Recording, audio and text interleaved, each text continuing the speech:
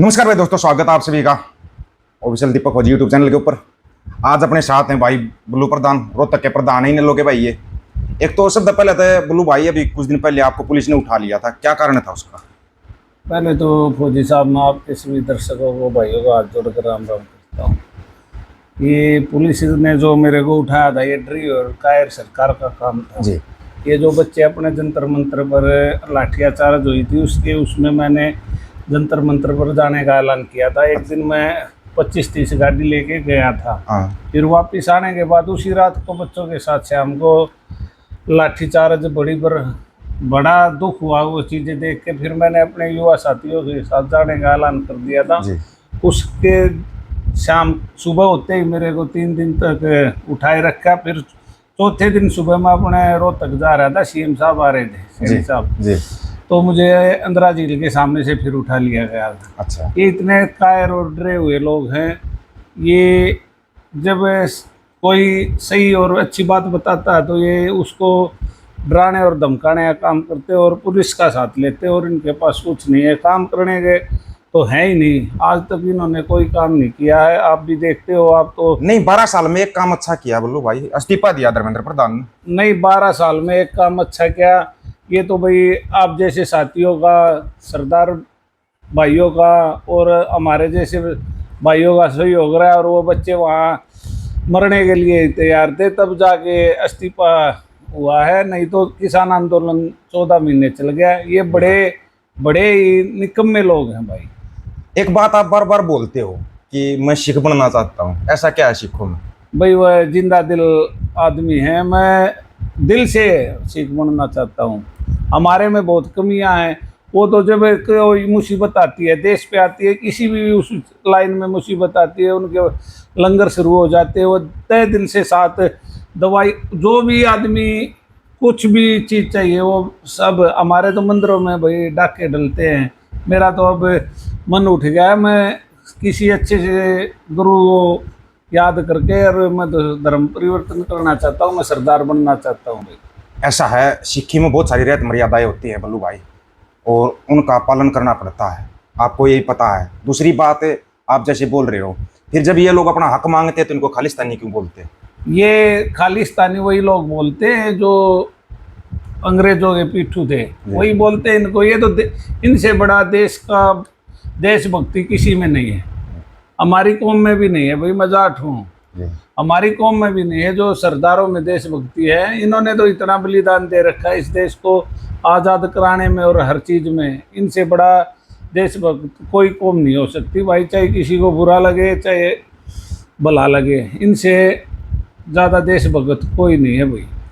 बात आती देशभक्ति की, अगर ये लंगर लगाते हैं तो सरदार बड़े अच्छे हैं, वैसे सेवा करते हैं तो सरदार बड़े अच्छे हैं, देश के लिए शहीद होते हैं तो सरदार बड़े अच्छे हैं, लेकिन जैसे ही खालसा राज की बात कर देते हैं फिर ये खालिस्तानी हो जाते हैं। ये कौन सा चक्कर है?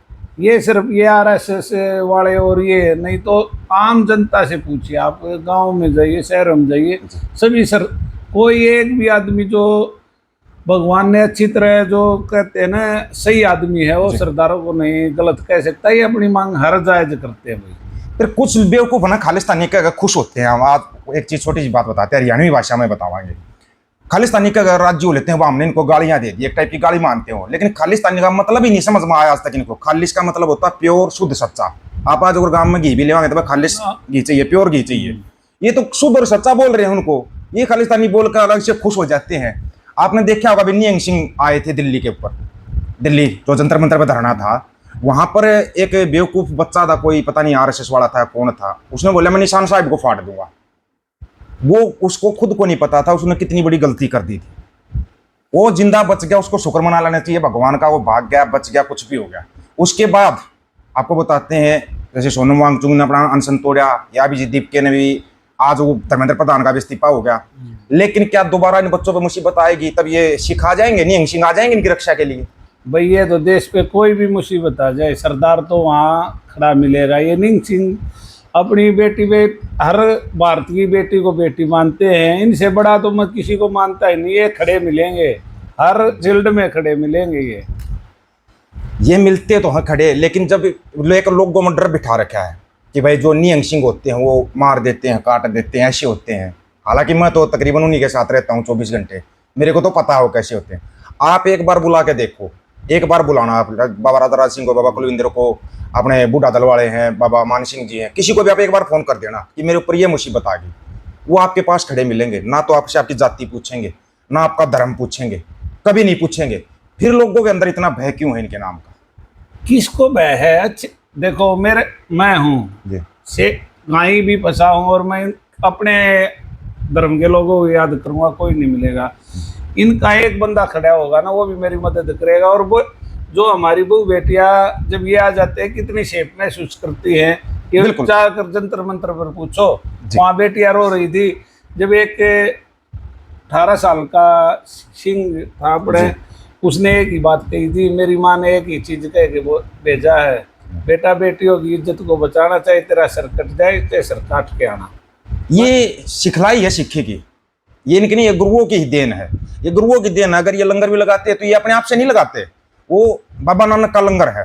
ये अपना लंगर कभी नहीं कहते कि हम लंगर लगा रहे हैं, नहीं, वो बाबा नानक का लंगर है। और बाबा नानक ने 13 सिखाया था, मेरा नहीं सिखाया था। लेकिन अपने धर्म के लोगों के अंदर हनुमान मंदिर पहले बोला जय श्री राम बोलो, कहीं तुम मुसलमान तो नहीं हो। ये सब क्या मंदिरों में धर्म चेक करना? एक बात बताओ, अपना धर्म कहाँ है? अपने धर्म में अब अयोध्या जय श्री राम बोलने वालों ने 200 करोड़ रुपये या 400 करोड़ रुपये चोरी कर लिए, और गुरुद्वारों में रोज का पता नहीं कितने लाखों का अन्न जी दान सब कुछ ये नहीं, करते फिर ये हैं। मेडिकल भी चलाते हैं, कॉलेज भी चलाते हैं। जो गुरुद्वारों में पैसा आता है ना, उससे मेडिकल, कॉलेज, कई चीजें चलाई जाती हैं। ये शायद आज तक किसी को नहीं पता। ये तो सोचते बस गुरुद्वारा में जो चंदा आता है उस पर कब्जा कर लेते हैं। कितने मेडिकल चलते हैं, कितने कॉलेज चलते हैं, आज तक किसी को नहीं पता है। कभी पता करोगे ना तब पता लगेगा।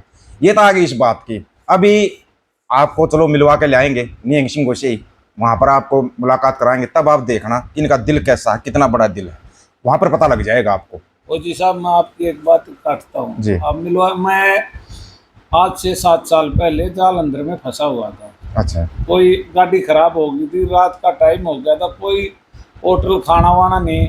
मैंने एक ऑटो वाले से पूछा, भाई कहीं होटल है, गाड़ी खराब है, हाँ। कल सुबह मिस्त्री आएंगे, हम रुक जाएंगे।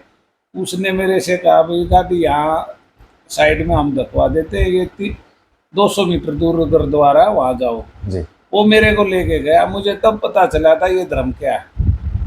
जी।